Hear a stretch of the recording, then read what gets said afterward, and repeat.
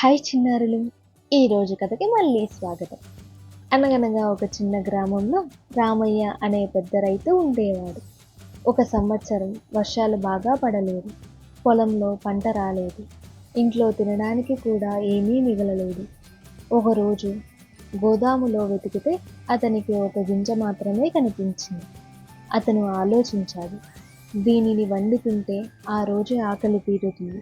కానీ దీనిని నేలలో నాటితే ఏమవుతుందో? కొద్దిసేపు ఆలోచించి తర్వాత ధైర్యంగా ఆ గింజను తన పొలంలో నాటాడు.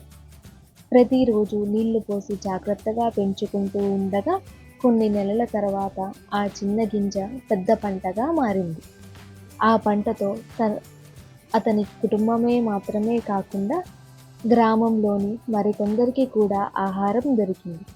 ఆ రోజు రామయ్యకు ఒక విషయం స్పష్టంగా తెలిసింది. కొన్నిసార్లు భయాన్ని జయించి తీసుకున్న నిర్ణయం భవిష్యత్తును పూర్తిగా మారుస్తుందని.